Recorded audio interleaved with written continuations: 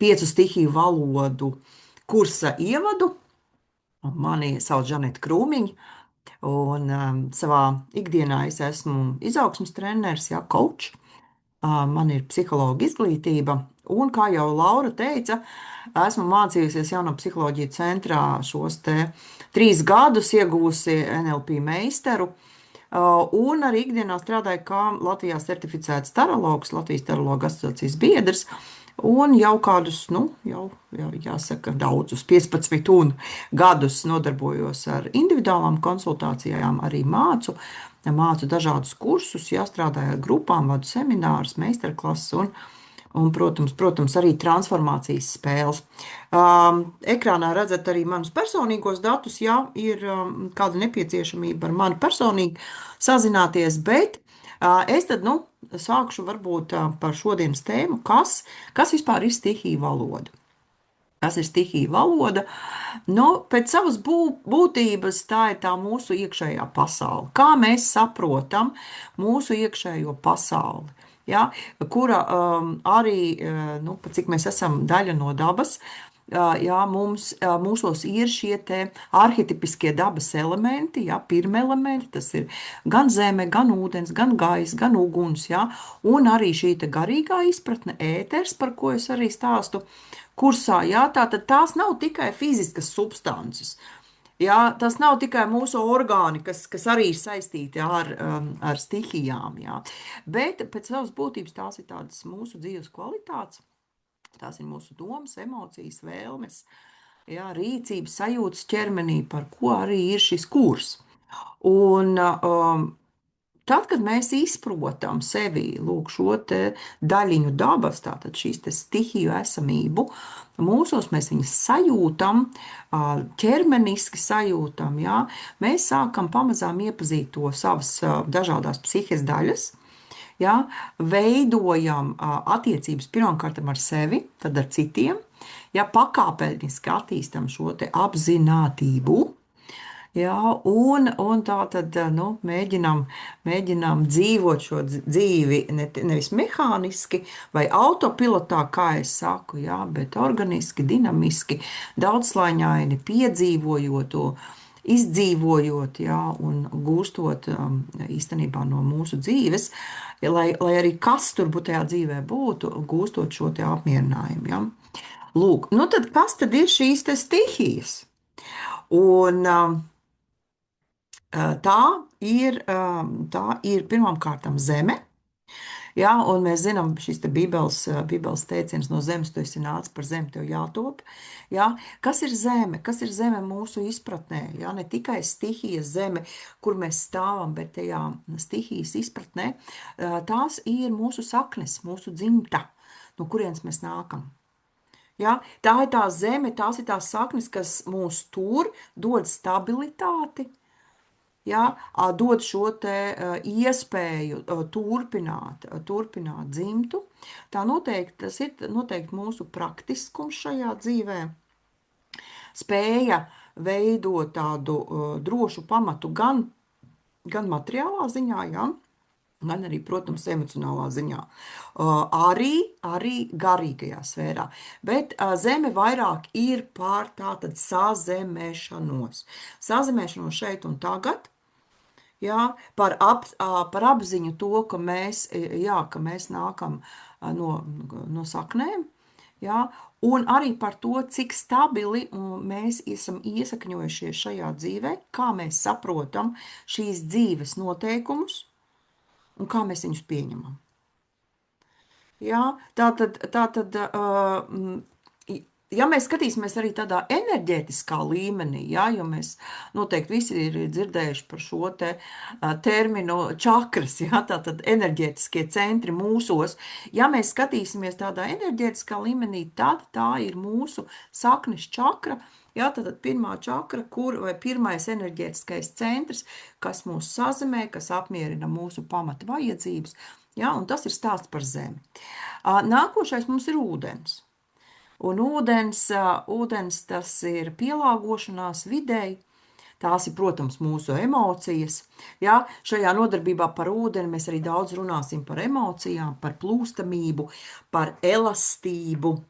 jā, par to, kā ūdens var būt gan dziļš, gan sekls. Jā, līdz ar to arī mūsos ir šīs dziļās emocijas, šīs saklās emocijas, ko vispār nozīmē plūst un reaģēt uz emocijām.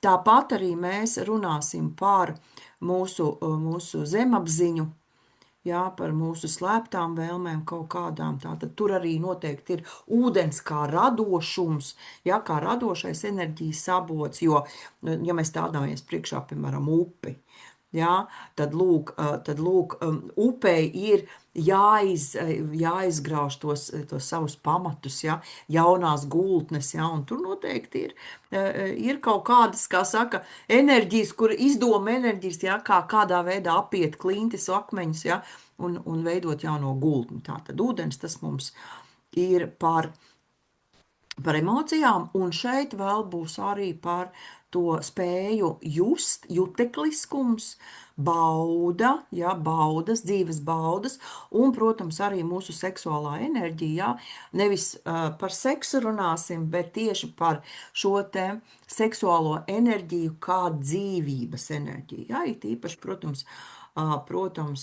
šo te sievišķo arī aspektu.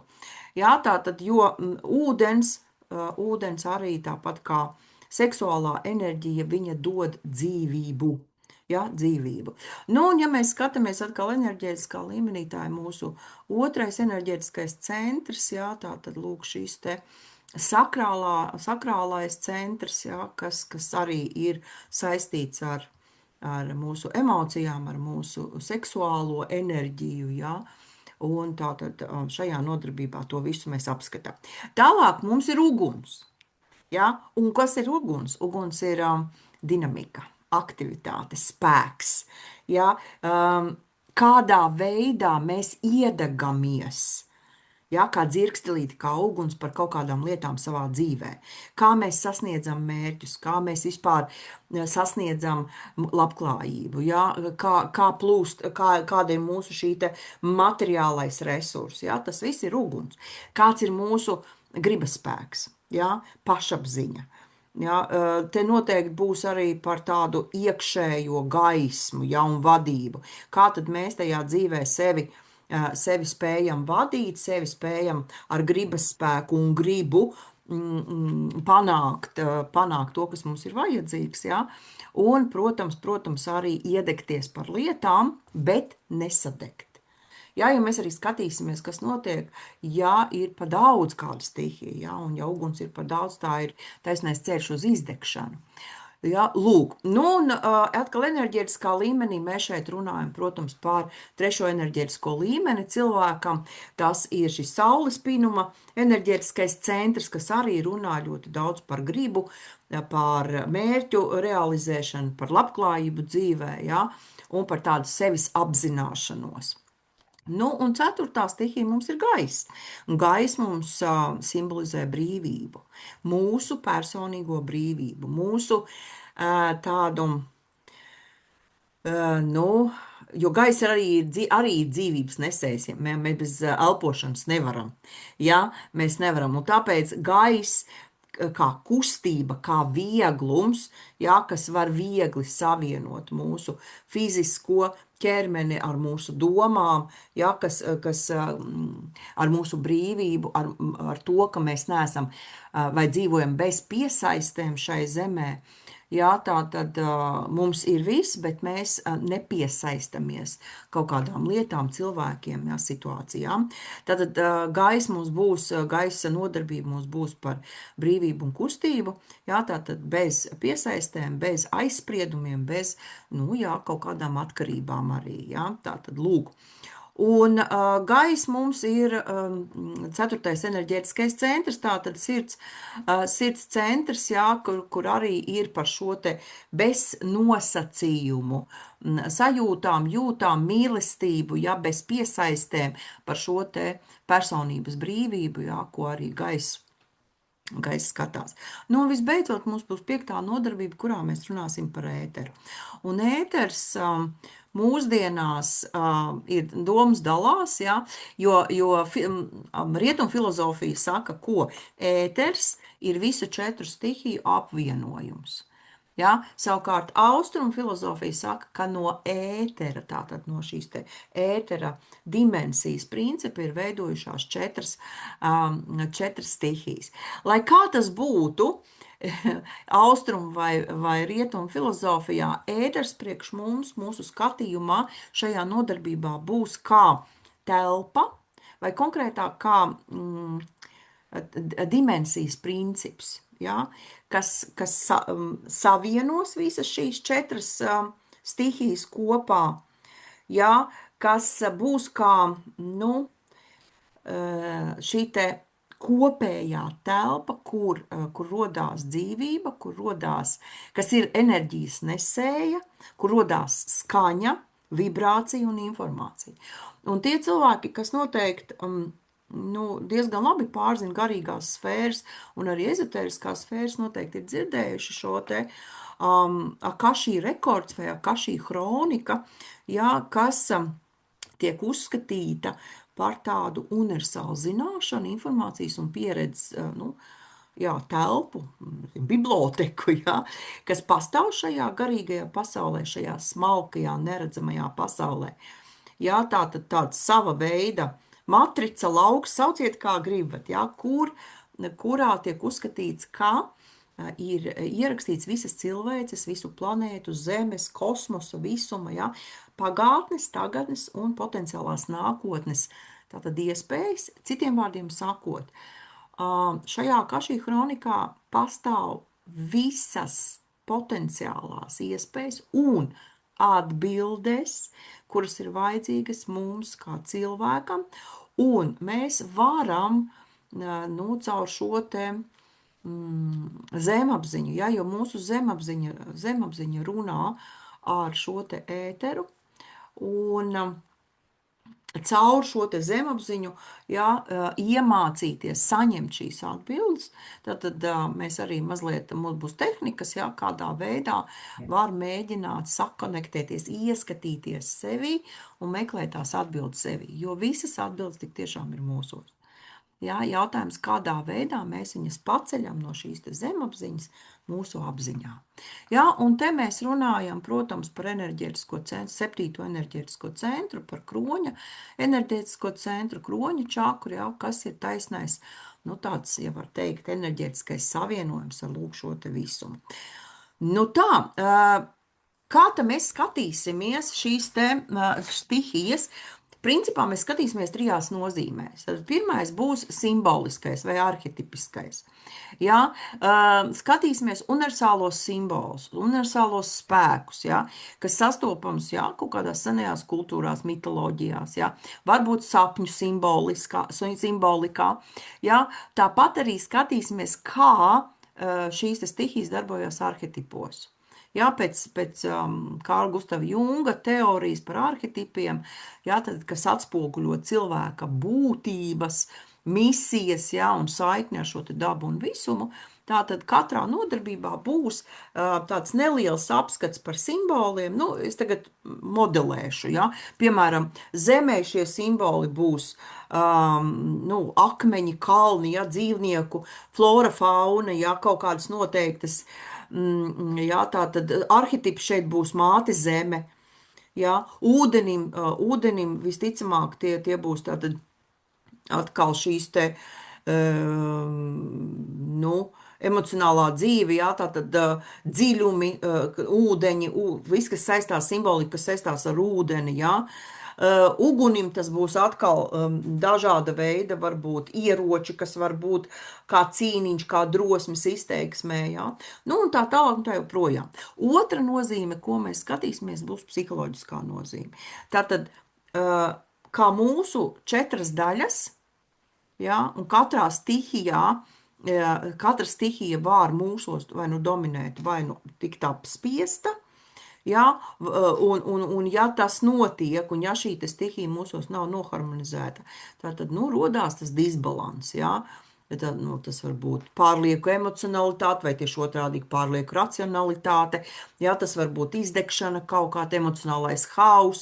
Jā, vai, piemēram, ja cilvēkā dominē kāda stihija, bet nav zemes stihijas, jā, tad cilvēks mazliet tā kā liekas ārpus ķermeņa, jā, tāda sajūta, ka cilvēks ārpus ķermeņa dzīvo, vai otrādīgi, jā, zeme dominē, jā, tad cilvēks stagnē savā attīstībā, jā, un neiet uz priekšu, un, kā saka, ieaudzis un ieracies zemē. Jā, lūk, un šīs te stihijas psiholoģiskā nozīmē mēs varēsim, izskatot viņas visas, mēs varēsim saprast, kura stihija dotajā dzīves brīdī varbūt ir skaļāka mūsos, klusāka mūsos, tātad vai nu viņi ir par lieku dominējoši, vai mazāk dominējoši, vai varbūt bloķēta, bet te būs jāsaprot viens moments, ka tie, kas pārzina astroloģiju, zina, ka natālajā kartē, jā, pēc dzimšanas datiem tiek noteikta vadošā stihija. Tātad stihija, kas vada vai formē cilvēka raksturu, uzvedības patērnus un tā tālāk. Ja? Bet mūsos visos ir visas 4 stihijas. Ja, jo savādāk mēs nespētu dzīvot. Tad lūk, šīm te visām 4 stihijām pēc savas būtības dzīvojot cauri dzīvē, ja, tad tomēr ir jāstrādā tādā harmonijā. Protams, ir momenti, ka mums vajag, piemēram, vairāk uguni. Jā, vai ir kaut kādi projekti, kur mums ir jāsasniedz un jāiet un jāstrādā un jābūt disciplinētam, jā, un tā tālāk. Tad uguns mums dominē. Bet, piemēram, ja uguns sāk dominēt jau ilgstoši, tad mums iekšā var parādīties kas, var parādīties dusmas, var parādīties kaut kādas iekšējā agresija, ja? Iet uz izdegšanu cilvēks. Tad ir jāsaprot, ko mēs varam darīt, lai dabūtu to uguni, kā saka, pieklusinātu, ja? Un attiecīgi dotu vietu arī sabalansēt arī pārējās. Tātad tas būs tas psiholoģiskais. Un skatīsimies arī ķermeniski. Tātad ķermeniski, kā mēs jūtam, ja, katru stihiju ķermeniski, kā mēs pārdzīvojam kaut kādas sajūtas mūsu ķermenī. Ja. Šeit noteikti es arī pieminēšu ik pa brīdim varbūt tādu saistību ar mūsu orgānu sistēmām, ja katra stihija ir saistīta ar kaut kādu orgānu sistēmu, un kā var atpazīt, ka šī orgānu sistēma, pēc psihosomatikas varbūt tur kaut kas bloķēts ir, jā, mēs runāsim noteikti par kaut kādām bloķējušām emocijām, kas var šo stihiju arī bloķēt, jā, tātad lūk ķermeniski, kā tas izpaužās. Un te būs ļoti arī svarīgi, kā es aicināšu nodarbībās ne tikai domāt, ja, bet arī sajust. Un tās būs tādas, tehnikas, ko es arī došu, viņas būs ļoti vienkāršas, ko var izdarīt pilnīgi jebkurš cilvēks. Jā, tātad, lai veidotos tāds iekšējais dialogs ar mūsu ķermeni, ar mūsu emocijām, prātu, un arī, protams, ar dvēseli. Kāpēc tas ir vajadzīgs? Ja? Kāpēc tas ir svarīgi mums?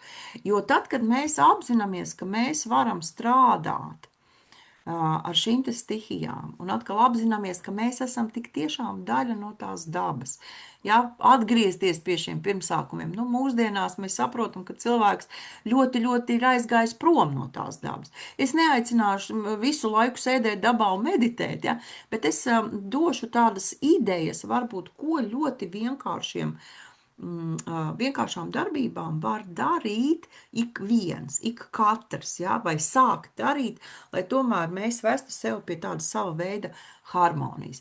Tātad apzināties pirmkārt, kas ar mums notiek. Ja, apzināties, kas tad manī tur ir pa daudz un kas ir pa maz. Ja, un attiecīgi, kā tas viss izpaužās manās darbībās, manās domās, manās lēmumos, attiecībās. Jā, tā tad, citiem vārdiem sakot, lai cīnītos ar kaut kādām problēmām, izējot varbūt šo kursu, ir idejas, cilvēks dabū idejas, kā sarunāties ar sevi, jā, kā pamazām atgriezties līdzsvarā, jā, attīstīties uz priekšu, iet arī uz to garīgo attīstību, jā, tad pēc savām būtībām, kā saprast sevi. Un man ļoti patīk šī austrumu gudrība, kas saka, ka, kad mēs iemācāmies sadzirdēt zemi savos kaulos, ūdeni savās asarās, gaisu savā elpā un uguni savā sirdī, mēs atgriežamies pie sevis, mēs atgriežamies šajā pirmsākumos dabā. Ja, un tas ir ļoti, ļoti svarīgi, nu, mums katram, es tā domāju.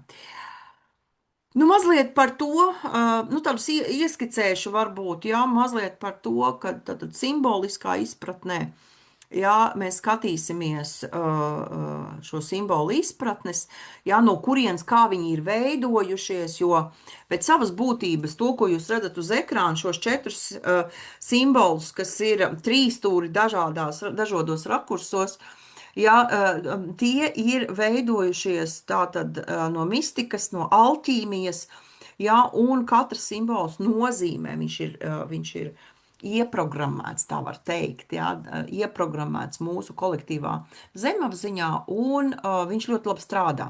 Un caur simboliem runā mūsu šī zemapziņa, jo zemapziņa saprot simbolos. Ja, un simboli ir tie, kas palīdz viņai dabūt atbildes, un tālāk jau mūsu apzinātība, ja mūsu prāts, ja mēs apzinātību tad praktizējam, ja, tad mēs šīs te atbildes varam izcelt mūsu apziņā, kad mēs viņas saprotam. Ja. Un šeit tā tad būs gan tādi īsi ieskati no dabas novērojumiem, ja, kā simboli ir dabā. Te būs tādas kultūra vēsturiskas nianses, ja.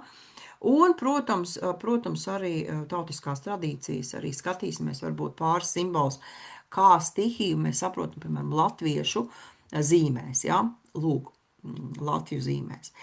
Nu, savukārt stihijas arhetipos, te mēs skatīsimies, nu, piemēram, zeme mums būs šī, pa cik tā ir materiālā, tomēr pasaulē, ja, šis te mātes arhetips. Ja, un kas ir mātes arhetips? Mātes arhetips tas ir stabilitāte, jā, tā ir auglība, tā ir drošība, jā, tas ir nu, šis te māte, kura mūs baro, māte, kura mūs lolo, jā, bet, protams, arī māte var būt, nu, māte daba var būt arī postoša, mēs zinām, jā. Tātad, lūk, skatīsimies, kā šie arhetipi spēlējās. Nu, uguns, piemēram, šeit mēs runājam par transformāciju, ja, un šeit mums, piemēram, ir varoņa arhetips. Varoņa arhetips, kas ir enerģija, drosme, griba, ja, bet arī, protams, ir šis te mīnus, ja, kad varonis var arī nīcināt ārā. Ja, tātad uguns var arī kā arhetips mūsos iekšā kaut ko dedzināt un nīcināt ārā. Nu, gais mums ir prāts, un te arhetips, piemēram, ir šis te garīgais tēvs, jeb skolotājs, ja, kurš māca mūs, kurš dod mums idejas, kurš māca komunicēt. Ja, šeit ir mūsu arī gars, arī intelekts. Ja, un kādā veidā, starp citu gaisa arhetipu mēs arī skatīsimies, kā piemēram, nu, tāds vecais gudrais, jā, vai mācītājs, vai mentora arhetips, jā, kas ir, nu, šī te atkal mācīšanas, jā, mācīšanas prasmes visas. Nu, visbeidzot, uguns mums ir anima, jā, ūdens, piedošana, ne uguns, bet ūdens ir anima arhetips, tas ir, lūk, šī te sievišķā daļa, šīs emocijas, šīs jūtas, šī intuīcija, dziļums, jā, kas ir, un īstenībā šis sievišķais tēls dzīvo arī ne tikai sievietes, bet dzīvo arī vīriešu apziņā un zemapziņā, jā, tā kā viņš, lūk, katram spēlēsies. Nu, un savukārt ēters, kas ir pēc Junga patības arhetips, jā, tātad patība ir tā mūsu psihes centrs, mūsu veseluma princips, jā, kas apvieno šo te mūsu apziņu ar zemapziņu, ja, un kā viņš spēlējās mūsos. Nu, pavisam īsi es ieskicēšu varbūt par katru stihiju tādus galvenos aspektus, lai jūs saprotat arī. Nu, tātad zeme. Kas mums ir zeme? Zeme, kā jau es teicu, ir stabilitāte, kārtība. Jā, mēs runāsim par kārtību, par disciplīnu, par praktiskumu, par mūsu ķermeni. Jā, ķermenis kā materiālais resurs, kā templis, par mūsu veselību. Jā, šeit noteikti būs arī par es robežām. Nu, un arī par tādu pieskarsimies mazliet par dzimtas saknēm, bet ļoti, ļoti nedaudz. Jā, par to māju vietu, no kurienes mēs esam arī nākuši. Jā. Psiholoģiskā aspektā zemi mēs varam skatīties kā mūsu dzīves praktiskumu. Jā, tātad es jau teicu, tā ir tā mūsu, kā mēs esam iesakņojušies šajā dzīvē, kā mēs pieņemam dzīves noteikumus, un vai vispār mēs viņus pieņemam.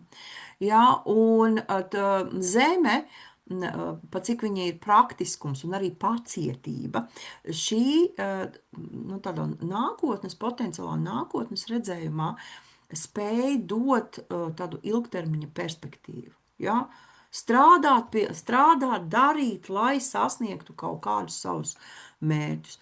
Ja zeme mūsos trūkst, tad mums dzīvē ir tāds mazliet hauss, domās hauss, dzīvē hauss, jā, rēķinos hauss, un tas, protams, mūsos izraisa visu laiku pastāvīgi trauksmi un stresu. Jā, mēs zinām, trauksmi un stress ir tas, kas bojā mūsu veselību. Savukārt, ja zemes ir pa daudz, ja šī stihija mūsos ir par daudz, tad mūsos, var teikt, dominē tāda stagnācija. Cilvēks nav gatavs mainīties, nav elastīgs un ir izteiktas bailes no pārmaiņām. Ja, un tad mēs runāsim, ko tad var darīt. Garīgajā aspektā mēs varam runāt par to, ka atkal ķermenis kā templis un piederība. Kam tad jebkur tad ir mana piederība? Jā, tas ir piederība kaut kādam noteiktai ģimenei, jā, vai dzimtai, par saknēm dzimta, jā, tas ir piederība kādai konkrētai, varbūt grupai vai tautai, nu, vienalga, kas kuram ir, kā kurš saprot šo te piederību, jā, un, protams, tās ir mūsu saikne ar mūsu senčiem, kā mēs uztveram to, kā mēs sadzīvojam ar to, kā mēs godājam tradīcijas, vai tieši otrādīgi, iespējams, ka mēs nesam kaut kādas svešās programmas sevī visu laiku, kuras mums traucē attīstīties, un kuras mums traucē dzīvot šeit un tagad.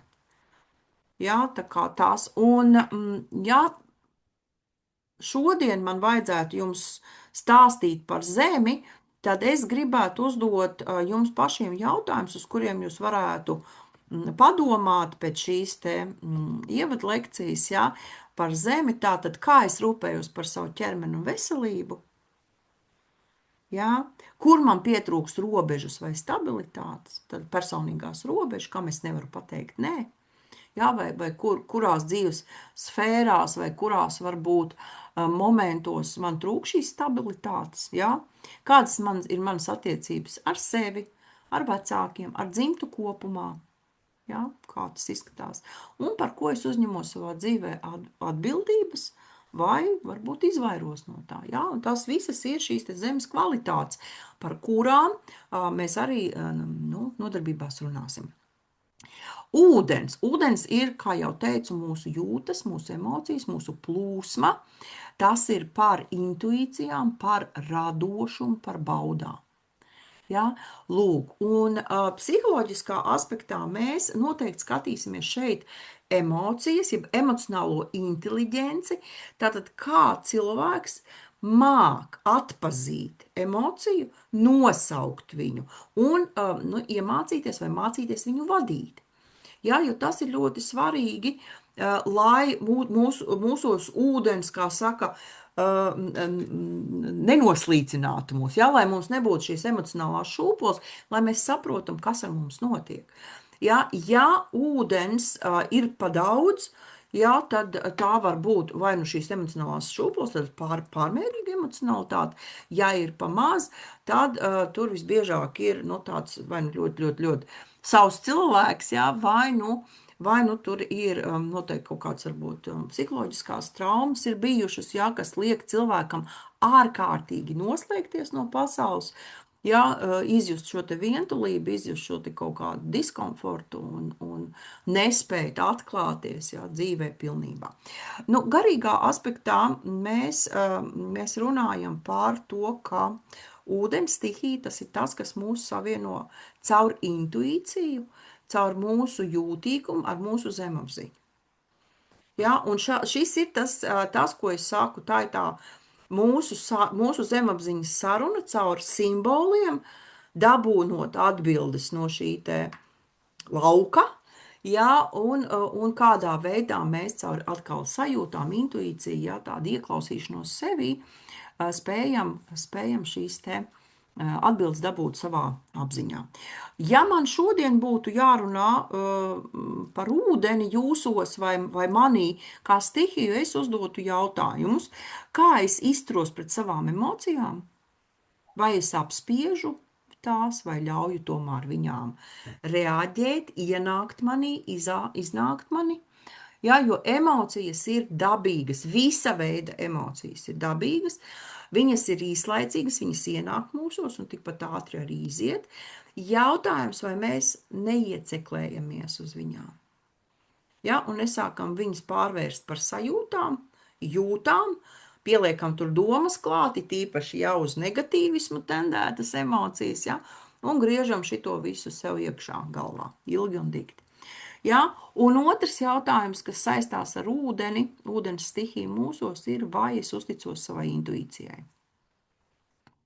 Jo intuīcija ir pilnīgi katram cilvēkam bez izņēmuma. Jautājums, vai mēs viņu dzirdam, saprotam, vai mēs ļaujam viņai izpausties sevī, vai mēs tieši otrādīgi sakam, nē, man intuīcija nerunā, nekā nav, vai ir bloķēta, jo ir kaut kādas, tātad bijuši kaut kādas pieredzes, kur ir iestāstīts vai pateikts, ka intuīcija tas ir slikti, ko tu tur izdomā, ko tu tur jūti, kas tas ir, tātad ir noliegums. Lūk, tātad tas ir par ūdeni, bet mēs ejam tālāk un tālāk mēs paskatāmies uz gaisu. Gaiss, tas būs par mūsu komunikāciju, par mūsu brīvību, iedvesmu, par mūsu domām, intelektu, protams, arī. Un noteikti šeit arī ies runa par apzinātību, mindfulness. Un par tādu domu skaidrību mūsu galvā, jo kādā veidā mēs arī apzināmies, ko mēs domājam un kā mēs domājam. Un šeit mēs skatīsimies, gaisa ir disbalansā, tad ir šīs te sausā domāšana saucamā.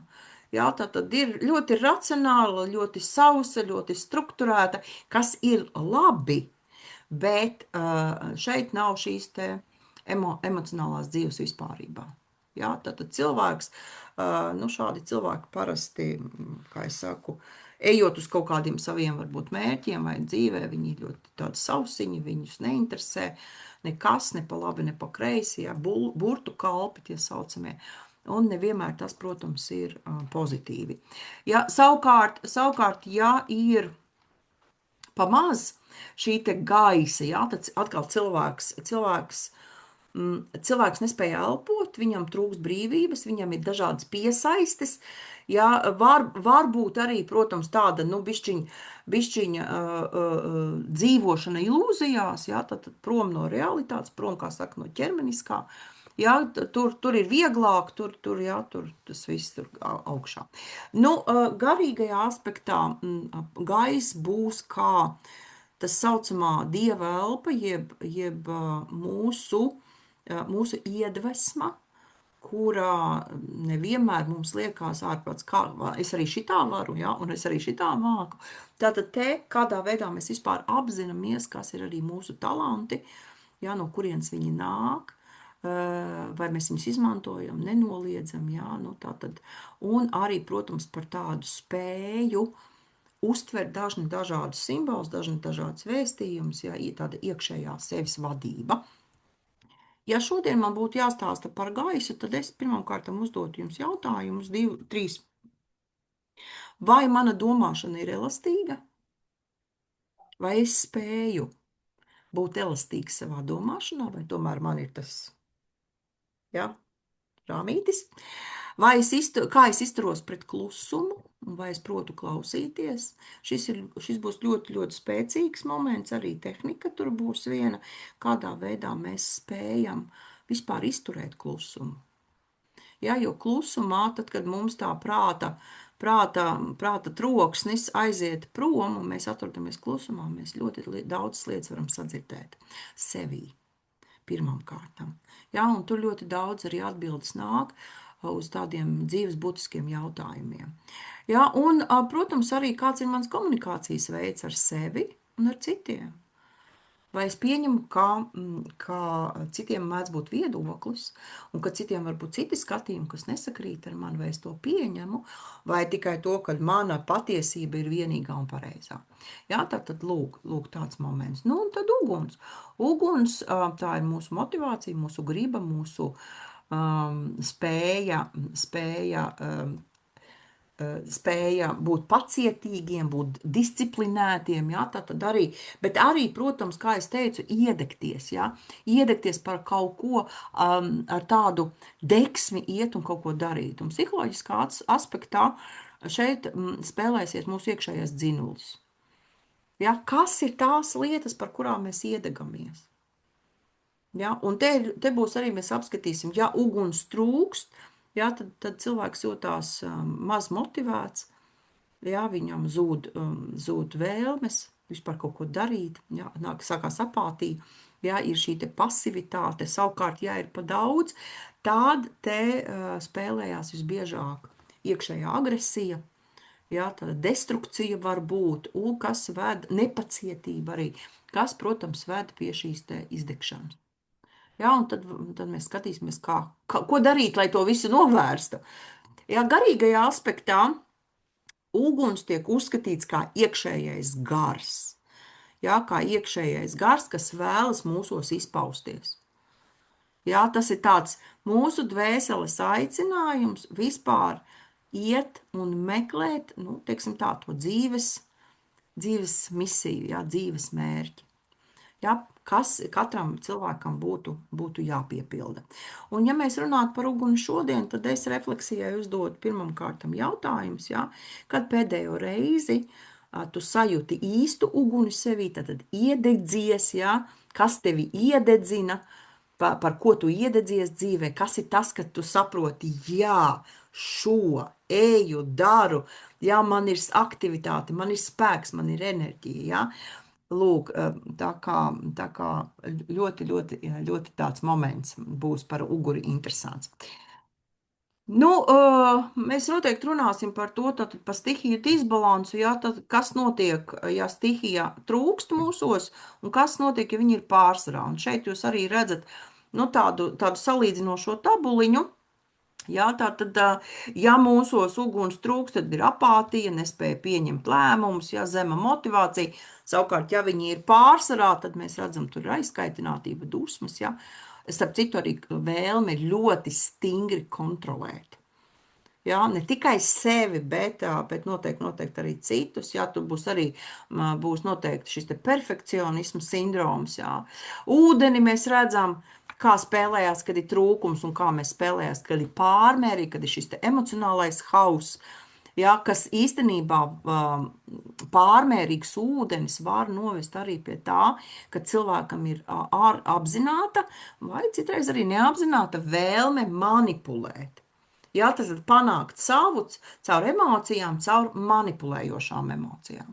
Gaiss, mēs redzam, kā ir tad, kad ir grūtības komunicēt, jā, ir tāds prāta migla, es to saucu, jā, tad ir trūkums. Savukārt, ja gaiss ir pārsvarā, tad nu, varbūt virspusīgums ļoti bieži, nu, tāds bišķiņi lido pa gaisu kaut kur, jā. Nu, un zeme mēs redzam, jā, tā tad ir bailes, ir nespēja organizēties, ir tāds sajūta, kad nav pamata zem kājām, ja savukārt, ja ir pārsvarā zeme, tad ir ļoti bieži bailes no pārmaiņām, spītība, jā, ļoti tāda liela atkarība no rutīnas, tad nevēlēšanās vispār neko mainīt.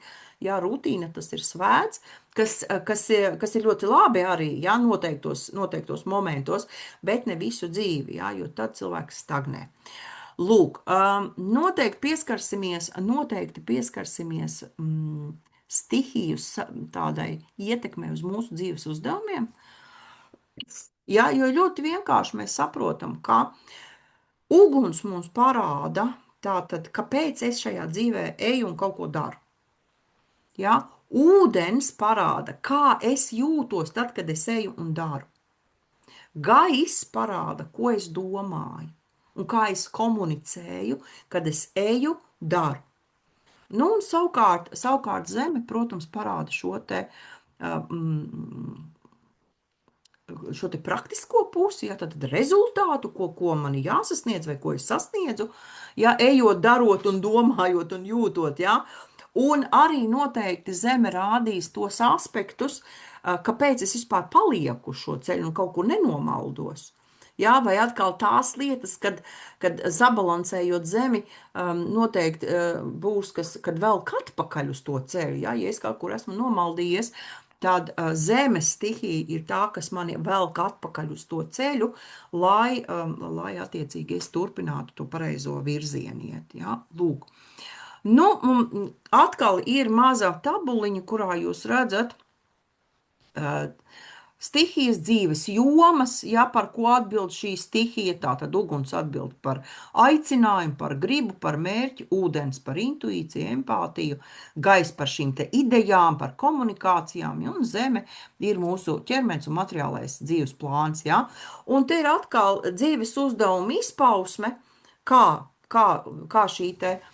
šis te dzīves uzdevums izpaužās caur katru stihiju, un arī prasmes, kuras būtu jāattīsta katram no mums, tātad, lai šī stihija mūsos būtu, nu, tāda harmonijā, jā, tā līdzsvarā. Un šo te katrā nodarbībā mēs izskatīsim arī atsevišķi. Jā, tad izskatīsim arī atsevišķi šos te dzīves uzdevumus, nu, piemēram, tā, ka mums būs par zemi pirmais, jā, tad mēs skatāmies dzīves uzdevums, būs realizēt idejas fiziskajā pasaulē, būt stabilam, ja, un tās prasmes, kas katram būtu jātīst, lai šo te dzīves uzdevumu pildītu, ja, tā tad prasme uzticība, prasme finanšu vadība, prasme darbam ar savu ķermeni, tad kā es kopju savu ķermeni, kā es rūpējos par savu, un, protams, arī prasme noteiktos brīžos, noteiktos momentos dzīvot un strādāt rutīnā. Ja, jo mūsu dzīve jau ir, nu, pamatos ir rutīna, ja, tā kā mēs to pieņemam, un kā mēs arī paliekam, kā saka, uz ceļa, ejam uz priekšu, bet nevis ierokamies tajā zemē vienā vietā. Ja, tad lūk, šādā veidā mēs arī runāsim par to. Būs sadaļa stihiju valoda attiecībās, jo nu, ir jāsaprot, ka atkal, kā jau es teicu sākumā, katram jau cilvēkam ir tā vadošā stihija.